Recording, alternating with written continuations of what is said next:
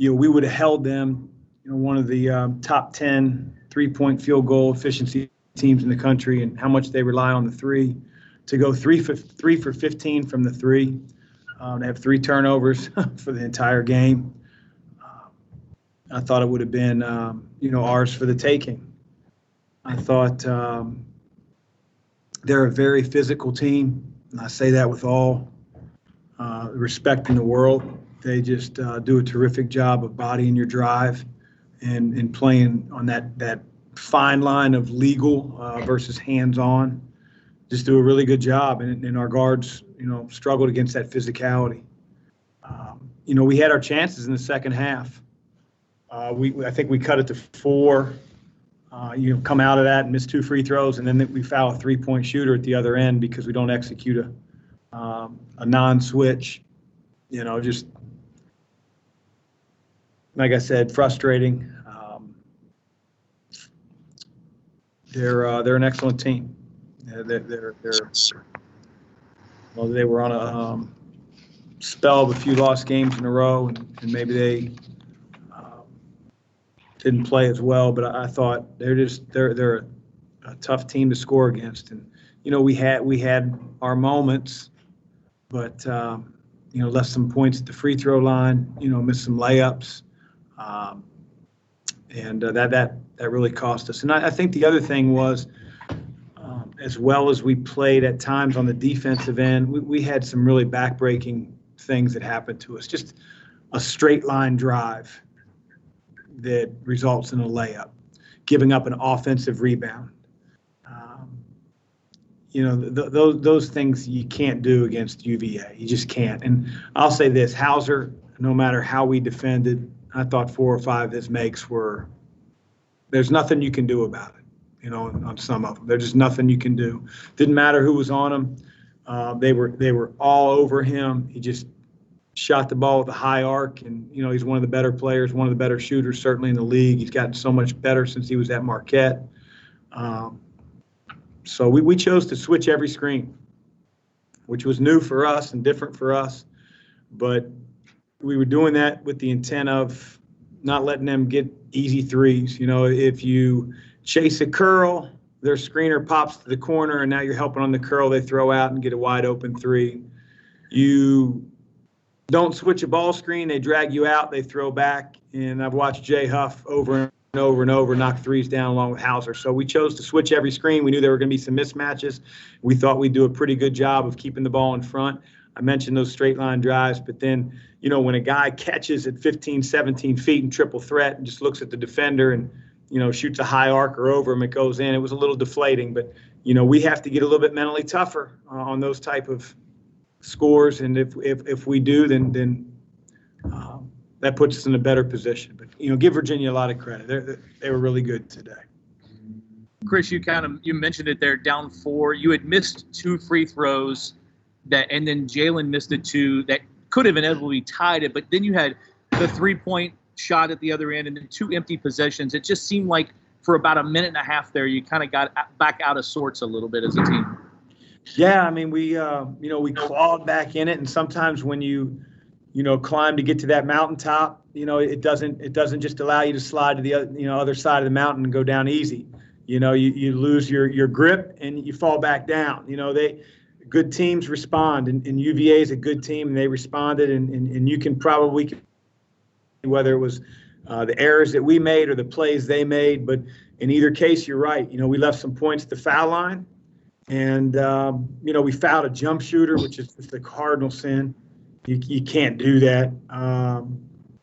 And from that point on, when they got that separation, I felt like we played against that separation all the way throughout the rest of the game.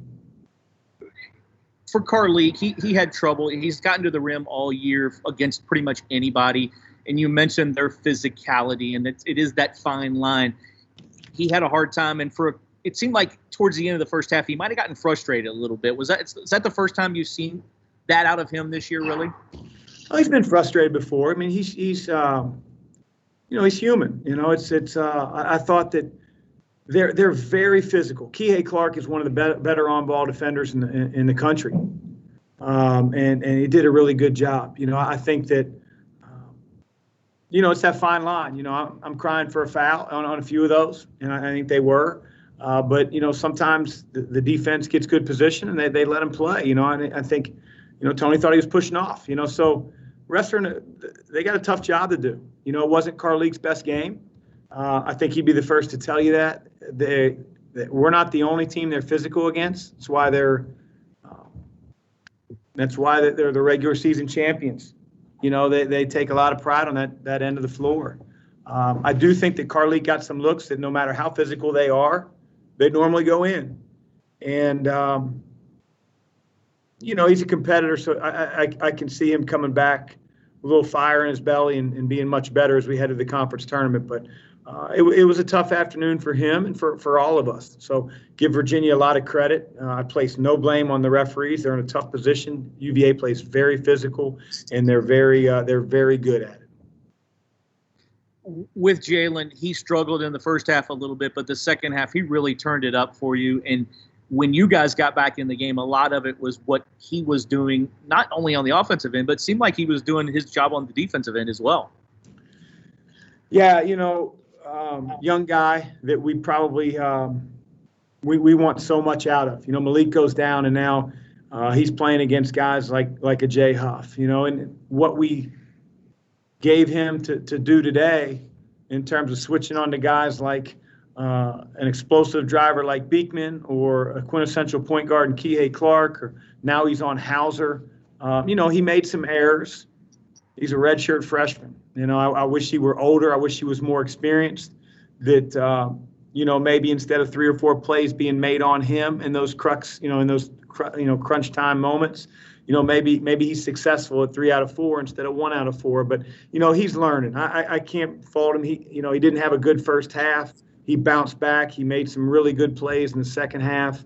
But we need him to be really good. We need all of our guys to be really good if we're to win games against really good competition. Chris, and the last thing, you don't know yet who you're going to play, but you don't get the double bye. You'll have to play, on Wednesday. Just kind of your thoughts now after this going into the conference tournament. Yeah, certainly we would have liked to have gone in, having won 3 of 3 and 4 of the last 5, but it's not to be. We know that, as I told the guys in the locker room, I don't think that there is a dominating team in this league. I think there's some really good teams. There's not a team in this league that we can't beat if we play well. But at the same time, there's not a team that can't beat us if we're not locked in and playing extremely hard and playing the right way offensively. So we've got to use these next few days, to go down to Greensboro, go over to Greensboro and be ready to battle. These are the games you play for and work hard for all summer and preseason and put ourselves in a position that, we're playing for some things. So we're going to head to Greensboro with an excitement. I don't want my guys to get down. We're going to be excited to get there. Thanks, Chris. Take questions from media now. Please drop a note in the chat if you have a question. We'll start with Tim Sullivan. Yeah, Chris, going into the conference tournament, what is your position as far as the big dance is? You were projected as an 8 and a 10 this morning by some of the bracketologists. You think you're safe, or do you still have work to do? Well, I don't necessarily worry about that. The only thing that we need to really occupy our minds with is being ready to face whoever we face. We're going to play the winner, of a certain game that I don't even know at this point. So, I think our team's done a lot. You always want to do more as a coach. We've got a young group. We've lost some guys through injury. We lost Malik. I think, the margin of victory stuff, Tim, which net takes into account. Obviously, our 2 defeats that were enormous. We're coming off 2 long pauses. So let's worry about our matchup on Wednesday. Okay, as a follow-up, you've got a young team. You've lost a lot of time to COVID, a lot of games. What impact do you think that has had on the general development of this team? Well, we've played a lot of young guys, so that's really going to help in terms of their development. Quinn Slazinski's guy, I looked out there today, and we had, 4 sophomores that were starting along with Carleek. So it's given those guys experiences, some negative, some positive, but, I think in the end, they're all positive because you learn from them. So I like where our team's at. I wish we would have done a little bit better job in some areas today, but they've stuck together all year long, and we're going to do the same here as we head into ACC tournament week. Go to Kent and then Shannon. Chris, back to Carl struggles today, just 2 for 15. Did you think that they kind of made it a point of emphasis to take him away, or is that just the way their defense works, just to make it tough on guards in general? Well, I think both. I think he's, one of the best penetrators in the country, and he does so much for our team. He lives in the lane, and, I'd have to probably go and watch the film, but I thought he was in the lane a lot. Now, in the lane a lot against the 7'1" guy is a little different now, and so a few of his touch finishes that we've all seen go in, went in and out. He got a couple blocked, but we want him to be aggressive. If he misses and Huff comes over to block the shot, you usually have free lanes to offensive rebound. And, for us to get 12, our goal was 15. Virginia they don't miss blockouts. I do think that as good as Virginia is defensively, I think Carl would tell you that he missed a few that he normally makes. I think we got frustrated as a unit with their physicality, and instead of playing through the bumps and trying to figure it out,